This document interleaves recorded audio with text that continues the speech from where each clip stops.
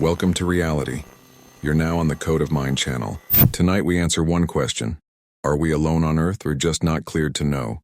Stay with me. Imagine you work as an archivist inside a Ministry of Defense laboratory. A normal day. Boring documents, folders, reports, until one file opens that shouldn't exist. No signature, no stamp. Inside it is a satellite image dated 1986. In the center of Antarctica, 3 kilometers from the nearest expedition, there is a human figure.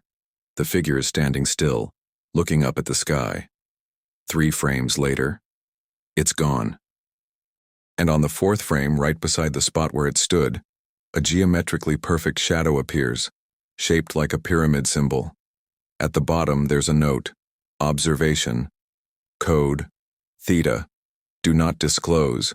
If requested, destroy. This is not fiction. This is a real report that leaked online and vanished within 24 hours. All copies were deleted, but some people saw it in time, and they all say the same thing. We are not alone. We never were. We just don't have the right access level. Why would they hide it? Because the moment you understand that humans are not the peak, just one species among many, then the entire matrix collapses. Economy, religion, politics, everything is built on the belief that we are the center. But we are not the center. We are being studied. We are being modeled. We are being used as an experimental environment. And only a few people experience a glitch in consciousness, and suddenly they understand. We are not alone. You'd be surprised, but most contact statements don't come from UFO fanatics or fantasy chasers. They come from people trusted with lives: pilots, doctors, rescuers, military. 1948 USA. Pilot Thomas Mantell pursues an unknown object over Kentucky. Over the radio, he reports, "This doesn't look like any aircraft. It's not from this world." 7 minutes later, his plane goes down. The black box is damaged. The official version: pilot error. But the record still exists in the archive. The object moved against every law of aerodynamics. 1980s. United Kingdom. Rendlesham Forest. American soldiers on a military base observe an object landing. They approach. One of them touches its surface. And afterward, for several hours, he speaks a language that doesn't exist. This case is officially acknowledged. The object was registered by radar. And even today, the protocol still contains the phrase, technology of unknown origin. Possible non-human contact. 1994, Zimbabwe. 60 school children see a UFO landing, right in front of teachers. Beings come out. And the children, different backgrounds, different classes, describe the same thing. 20 years later, psychologists interview them again. Not a single one changes their testimony. Their eyes tremble as if they're still standing there. Why aren't these stories in textbooks? Why aren't they talked about on TV? Because the moment you start believing them, you stop believing in this system. Reality bends where there is too much lying, and these cases are not exceptions. They are tectonic cracks. Through them, another universe leaks out.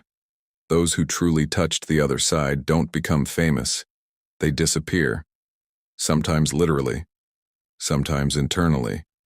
A former CIA contractor, after involvement in the Stargate program, secret research into extrasensory perception, ended up in a psychiatric clinic a year later.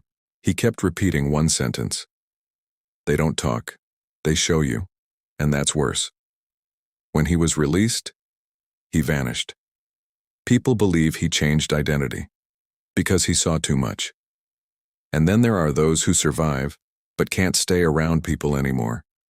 They move to the mountains, to the desert. They turn their phones off.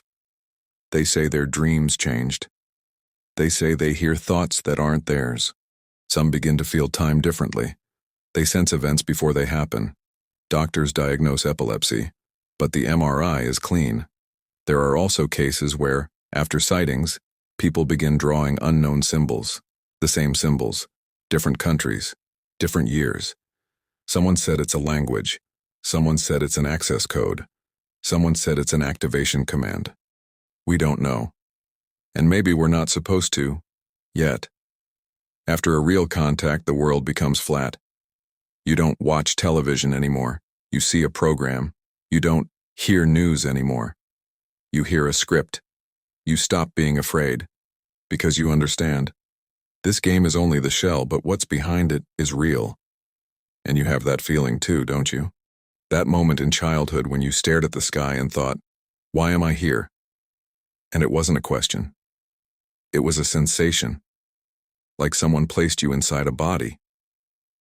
Why do some people have a panic fear of depth since childhood, though they've never drowned?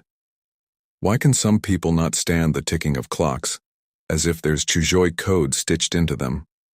Why do dreams where you fly, or fall into light, leave you with a feeling of meeting, rather than fear?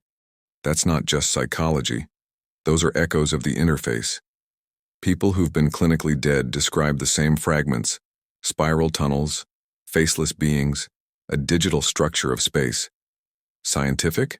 No. Official? No. But hundreds of coincidences speak for themselves. There are terms that never make it into textbooks: phantom memories, feelings of another life, intrusive recognition, when you enter a new place and know you've been there.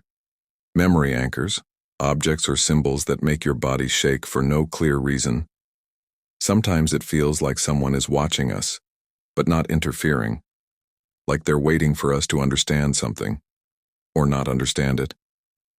Scientists set cameras in animal cages and observe how they react to light, sound, how they behave in a limited space.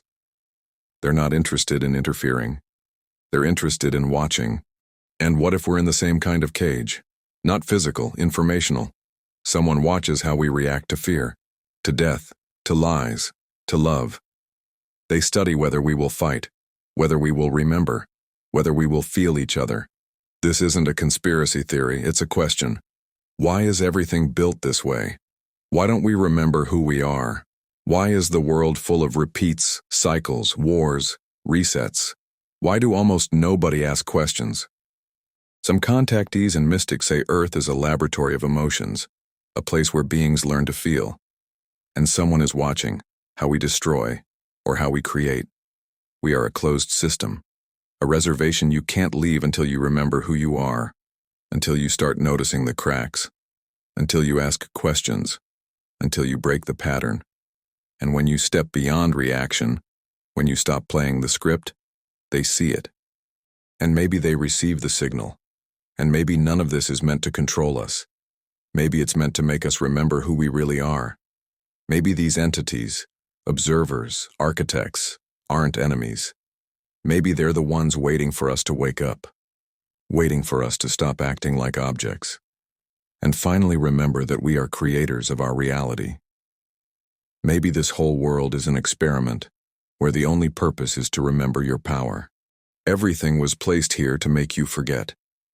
Information noise, fear waves, negative news, illness, viruses, world conflicts, all built for one purpose: to distract you from yourself. So you never ask the main question, who is creating all of this? They watch our actions. They watch whether we remember that everything is a reflection of thought, that every fear is a choice, that every reality reflects your inner state. Maybe that's why we come to Earth more than once, aimed to understand who we are, and these beings keep dropping puzzle pieces into our path. We're used to thinking the universe is silent, but silence isn't emptiness. Silence can be observation, waiting, testing. Throughout history, there have always been people who felt something bigger, who caught signals in dreams, experienced déjà vu without reason, suddenly heard thoughts that weren't theirs. They're not crazy. They're tuned in. Too much matches. Too many patterns repeat. Too many cultures draw the same beings, describe the same sky, hear the same frequencies. These aren't fantasies. These are layers that sometimes overlap, like cracks in reality, through which another order becomes visible. We are not alone. We never were. Thank you for being with me on this channel. I wish you awareness, your best timeline, and all the blessings. See you in the next video. Take care.